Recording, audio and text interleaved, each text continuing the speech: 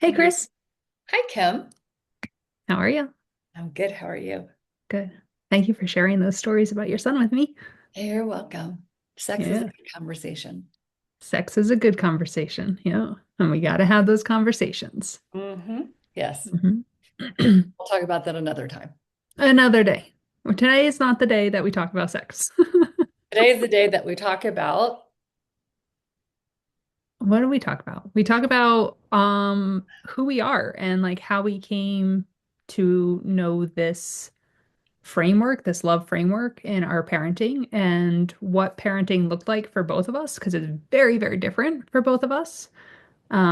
So I think you should start because your story is pretty phenomenal, of how you naturally came into this space of parenting and knowing that you wanted your children to lead you.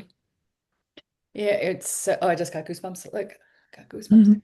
I was talking about this story the other day on a hike with a woman, and I came to another layer of it that I haven't even really talked that much about. So this is actually perfect timing. And as the story goes, and it's sometimes even when I think about this again, I get such goosebumps. When I was pregnant, my both my pregnancies were beautiful, magical, loved it. I loved being pregnant. And I know a lot of people, women don't, that it can be really hard.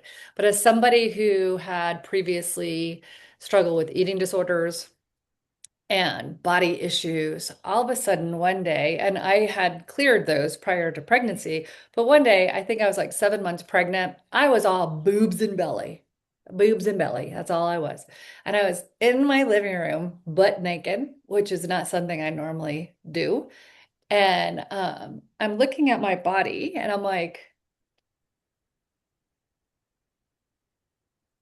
what the heck? This thing? The I'm not in control of anything that's happening here. It was like this moment of such awareness of like, I'm not doing anything. I'm not Mm. controlling this.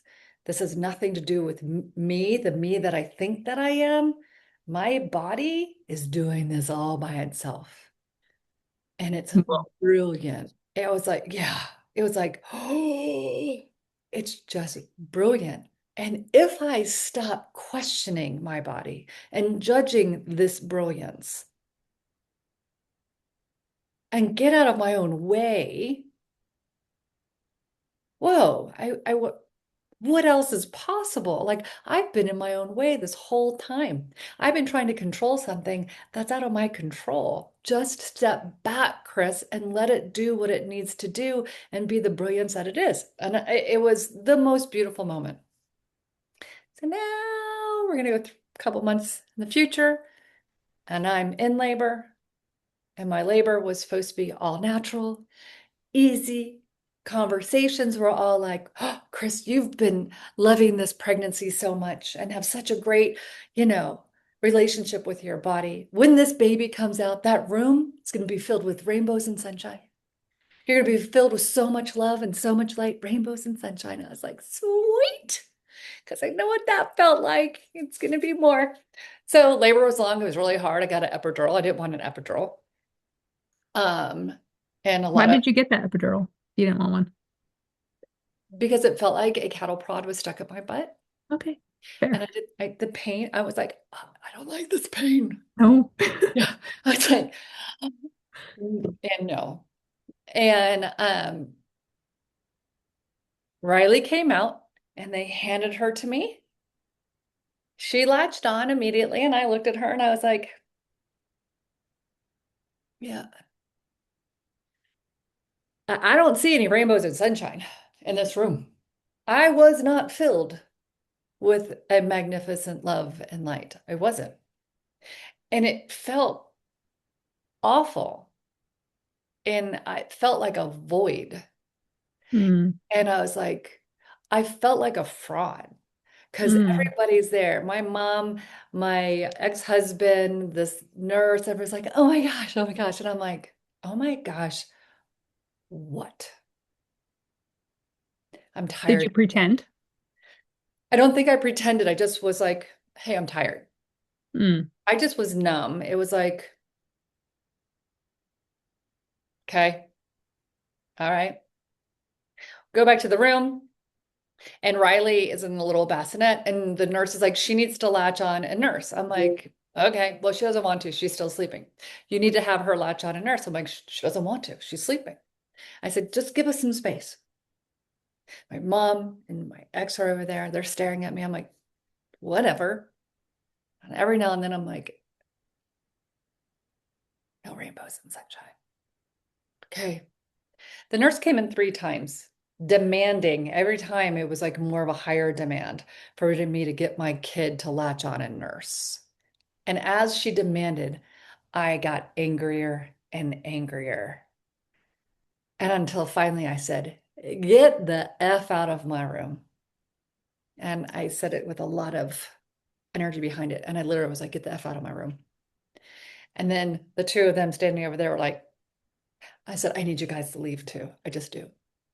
Mm. And they leave. And I'm in the room with Riley. And I'm like looking at her in the bassinet. And what I realized recently is I think I had an awareness in that moment of, oh God, I think I made a mistake. Mm. That can't feel good. Oh, I think I made a mistake. This is a bad move. Because there's no big, massive love here. And this is not what I was feel nothing. Took a deep breath. I picked her up and I held her and I literally said out loud, I'm like, hey, look, I need to say something to you. First, I apologize. I am so sorry that, oh, whew. I was like, I'm so sorry. I am not filled with light and love. There are no rainbows and sunshine in this room for you, for me, for any of this. But I'm here and I've got you. And what you need to know loud and clear is, whoa, I've got you. So, girl, you want to take your time latching on? You take your time. I got your back. I'll get that bitch out of here. You want to take 2 weeks? No problem. I'm going to follow your lead. Since I thought that there was supposed to be something different here, I'm gonna follow your lead. You let me know. And I swear that child opened her eyes, looked at me, and latched on. And I was like, That moment. um, and it brought me back to a few months earlier in my living room when I was like, this body is so brilliant. And all of a sudden it hit me. I'm like, the nature of my body is so brilliant. The nature of her body is so brilliant. What if I trust that? Not what everybody told me to do and expect and to be, but just really be present to this and Mm. name the truth when it's here. And the light and rainbows and sunshine started to come into the room after all. Mm. And it was really the beginning of everything. And in that moment, I made such a choice that in my parenting moving forward, it wasn't about saying the words love and light and rainbows and sunshine. It was being it, putting it into action, seeing it, naming it, noticing it. And that's when I started to realize love is so much more about action and noticing and naming than it is of just saying a simple word. And that's where my whole parenting paradigm just shifted in an instant. Wow. Mhm. Yeah. And I can attest for you because we have been friends for 20 years now. And I came and worked with you 18 years ago or 19 years ago, something like that. And I helped you with your daughter and I witnessed you from that. And I was like, whoa. I was like, she's got something special with her kids. And even throughout the years, like your kids are special. And I do believe that's because of you. I do believe that it's because you witnessed them and allowed them to take the lead and you just followed along. Not saying that you didn't like guide them, because you certainly Sure. did. You Yeah. certainly were their parent, are their parent. But yeah, you always let them lead. Had I not done the work that had done earlier on myself, Hmm. had I not done the work of learning to listen and see and value and do my best to be in the present moment, had I not learned those lessons, I wouldn't have noticed my body. I wouldn't have heard the words inside that were coming up going, dang girl, this is brilliant. Hmm. I may have heard those words and be like, that's stupid. But I learned to listen to those words and go, they're true. Mm. So the work that I had done prior to that moment allowed that to happen. You know what I mean? I do. Hmm. It's interesting because so when I say our journeys are very different, is like I did a lot of self-healing work. My whole adult life has been about that. And I've traveled all over the world and learned so many cool things about myself and who I am. And I was like, I've got this. And witnessing you, I have always held in my brain that like I'm gonna be a parent like Kristine. I just knew it. I was like, and I was a fantastic nanny to your daughter. Um, and I was like, I was the best aunt. I was like, I'm gonna rock this shit, right? But that was not the case for me. Mm. And I think what happened for me was that even though I had that knowing and that wisdom that you were talking about, and I knew I could access that, for some reason, the voices outside of myself were louder. Hmm. And those voices were, this is what you need to do. This is how you need to act. This is what your kids should be and act like. And so I went with all of the advice of everybody else, and I started wearing like these hats, these parenting hats that were not mine, and I didn't listen to that inner voice, and I listened to the voices outside of myself more. And that created such a conflict in me. Um, and not to mention that I was also in survival mode for the first 3 years of my kids' lives because I had Irish twins and one did not sleep ever. So I was also in exhaustion and survival mode. But then you couple that with not listening to yourself and that huge gap of who you know yourself to be and who everybody wants you to be. Yeah. And even those everybody wants you to be, even that idea of myself as a mom, like I had that idea, like I'm gonna be like Kristine, and every time I didn't meet it, it's like, ah, you suck. You Mm. suck. You're a terrible mom.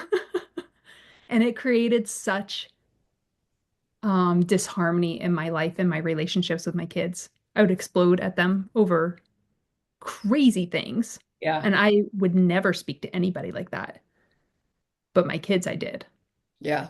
And every single time that I spoke to my kids in a way that was out of alignment with who I knew I was, just created this intense shame and guilt. And I felt completely alone in it. I didn't want to voice it to anybody.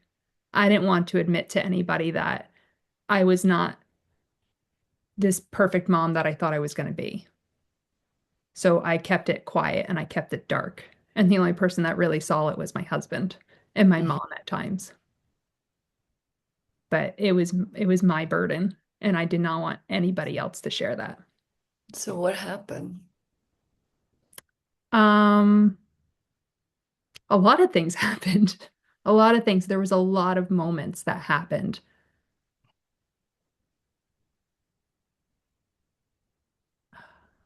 where I knew what I was doing was creating the damage that was done to me when I was younger. And I did not want that for my kids. So I had to really look myself in the mirror, um, And I had to recognize that those hats that I was wearing was there and that I was actually just denying myself being myself. Like I was so fun with your kid and with my nieces. And when my kids came, I was so serious. It was so serious. Like everything was very serious. And there was really very little time for play. There was very little room for play for me. And I knew something had to be done. I knew something had to be looked at because of all the work that I have done in my past. I was like, this is a me thing. And I need to really get serious about this because I do not want my kids to walk around thinking that I don't love them because Mhm. I yell at them all the time. Mhm. So I started listening again to myself. I started seeing the patterns in my life that were controlling me. And I started to take action little by little. And I would fuck up all the time, but I'd get back on the fucking horse and I'd keep going. Mhm. Intimacy is an interesting thing. There's the intimacy of our marriage, the intimacy we have with our children, there's the intimacy we have with ourselves. It's so much easier sometimes to be you outside of intimacy. So when you were with Riley, so Kim and I used to travel together, and we traveled all around North America, representing a body of work that was all about self-awareness. And when Kim and I would tag team a lot of times, taking care of Riley and one time, and I have to tell the story because it's my most favorite story in the entire world, and it really is. It just really is. So we were at Lake Tahoe doing an event, and I had been working all day. And at the end of the day, I was like, "How did it go?" And she's like, "It was really great. We were out on the lake in a canoe." I was like, "You were in a canoe with my child on that massive lake?" And you're like, "Yeah." And at one point, she had to pee, so I just held her butt over the side. I'm like, and images of Kim dropping my child into this big lake who can't swim, and Riley dropping to the bottom, and Kim trying to get her, but it's so cold, and Kim dies too. Immediately flashed in my mind. I'm like, okay, I don't say anything. I'm just internally, I'm like, oh my God. And then she's like, come on, we're going to show you where we were on the lake. So we go to this lake, right? She's like, there's this trail. And Riley like hiked like 2 miles. It was like 2 miles. And she was like 3 years old, something like Yeah. that. And I'm like, whatever. And we started hiking. And it's Kim, it's Riley, and it's me. And Kim's leading the way. And Kim starts to sing. Colors of the Wind? Was that what it Yep. was? Yep. Colors of the Wind by Pocahontas or from Pocahontas. So Kim is leading. She starts singing. Riley's following. Riley starts singing. I'm following, and I'm like, what the fuck is going on? We are in the enchanted forest. This woman is singing. My daughter is singing. I don't sing. I will never sing. I will never be able to do that with my daughter. It's not my personality. It's just not who I am.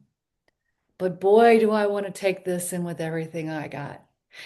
I'll cry again. So there's Kim singing, there's Riley singing, and there's me crying. Just crying. It's the most beautiful thing I've ever seen. And it was really something in that moment looking at for myself of like, this is not who I am. This is not how I am. This is not my personality. And boy, am I grateful that Kim is showing my daughter the levity and beauty of life that I don't do. It's not that I don't see levity and beauty. We just see it differently, Mm, right? yeah. And it's a intimacy. Intimacy turns switches on and turns switches off inside of us. So who you were with me and my family, your switches weren't turned on. They didn't need to be. When you got married, the switch goes on. When you have Mhm. children, switch goes on, Mm, or the switch can go off. mm, Exhaustion flips a lot of old switches that turn on old parenting styles of how we were parented when we were young, mm. and we don't know it. Yeah, for sure. For sure. Mhm. Hmm. I know for me, when I was a kid, I made many vows. Like, I will never parent my children the way that I was parented. I will, and the vows that I've made, by the way, have served me and have slapped my ass down hard Mm, because I know for me, after my dad left, and it was just me, my mom, and my brother, my dad leaves, and now it's just the three of us, and we have nothing. Like they were turning off electricity, and there was nothing. And my mom had to go to work. She had to go. It was a different kind of work. She had now had to start making more money to take care of this house because my dad left nothing. And she would leave at like 7 in the morning and come home at 7 o'clock at night, And I remember being like, I never, ever will work hard or put work in front of my children because work and money take love away. mm. Fabulous.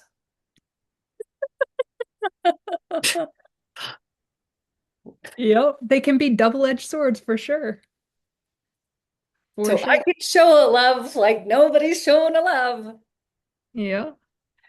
but it cost me, literally cost me. Yeah. Yeah. That's But that's something that you're addressing now. That's something that you're shifting because you're recognizing that and you're like, that's actually not serving me right now. And that's not how I want to operate anymore. And that's the beautiful thing about all of this is that we have choices in front of us all the time. And just because we said one thing does not mean you have to stick with that forever. And just because I behaved a certain way in the past does not mean I have to continue that behavior. nor does it define you. No, exactly. Absolutely. Mhm. Yeah. And I just want to speak real quick to, the work that we do now. I just think it's so cool how it's like so full circle Mhm. with us. Is that you were mentioning like on that hike, like the things that I bring to the table then were not the things you could bring to the table. And it's the same dynamic here at Shift with Love. It's like the things you bring to the table, I could never do, ever. Your mind is incredible. The way you operate is incredible. My mind does not work that way, but I have other attributes, right? And so we're just constantly in this flow state with each other of like, hey, you do this really well. Hey, you do that really well. Hey, let's just step back and watch Christine's brain go crazy. You And then know? let's step forward and go, calm your lower your roll, girl. 'Cause, one of the things I believe so much in the mirror of each of us, and when we can hold the space for each other. And I believe in nature, obviously. I believe in the nature and brilliance of my body. I believe that nature created relationships. That nature created, I always say, children are born into the arms of another for a reason, literally, and we're meant to stay in the Mm, arms of one another. A lot of us are brought up to believe we're supposed to be so independent and figure out everything else on our own. But the reality is, my mind can spin hard. And I realized something yesterday about my mind. I always say that I am not a perfectionist at all. At all. I go out of my way in my home to make sure things do not look perfect. Literally go out of my way. I leave piles of shit at places. It's intentional because I am not a perfectionist.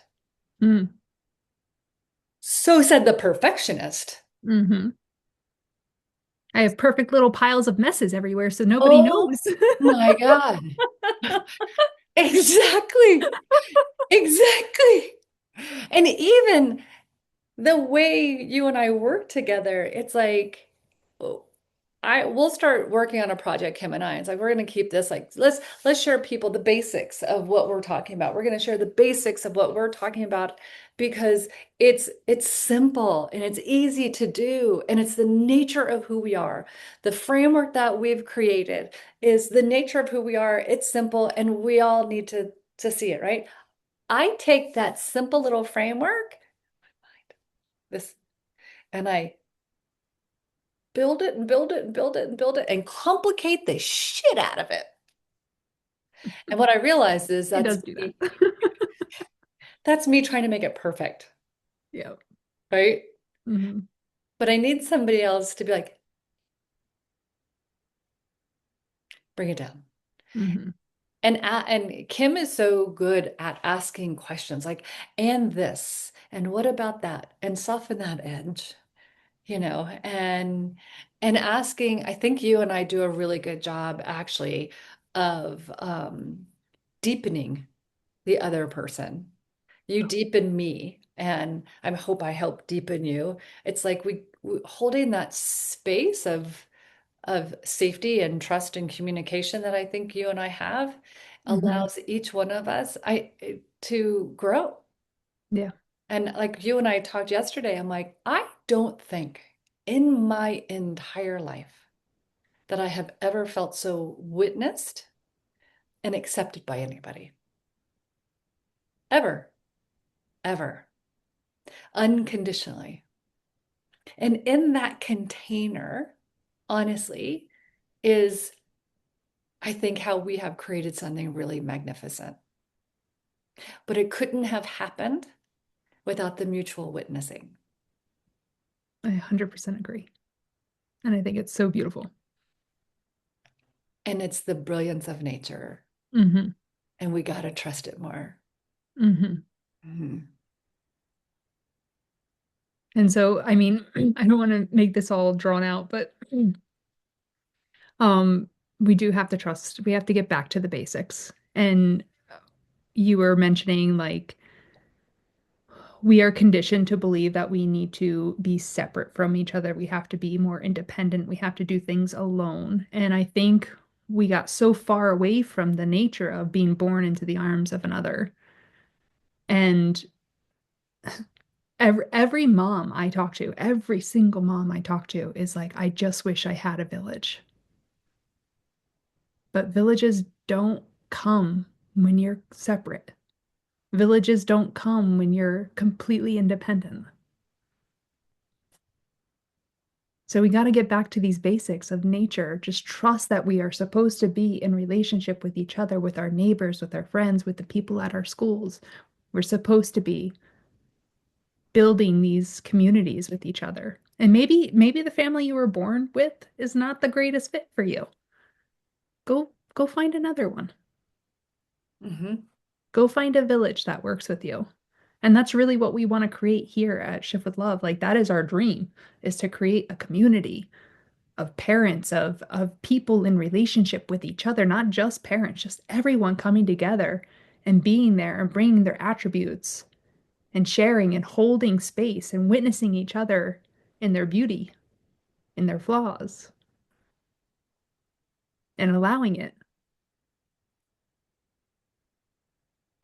Back on that trail that day, being able to witness your almost like complete surrender, abandonment of who you're supposed to be or what it's supposed to look like on a trail, and your desire to just sing. The ability to witness your you as Mm. so completely different than me with such acceptance. And I had such wonder. Like, who does that? That's, whoa, you know, that's the village, right? It's Hmm. like to be able to see each other for what we both have to offer, not in comparison, No. but in validation. Hmm. Mhm. Hmm. That's that's the key. Hmm. Mhm. And we have so much in store. We have so much in store for everybody that wants to join in this community. Kristine's brain is packed with so much information, and I'm just drawing it out and we're just trying to get it on paper. But things are happening in this space that we are creating, and just bringing people back to those basics, the basics of love and relationship. And every time that we get on here, somehow we want to just draw you a little bit closer to the nature of who you are, to the nature of love, to the nature of relationships. And that's it. And that's it. So until next time, Until next time. thank you for sharing your story. Thank you for sharing your story. I love you. I love you more. I don't think so. Bye. Bye.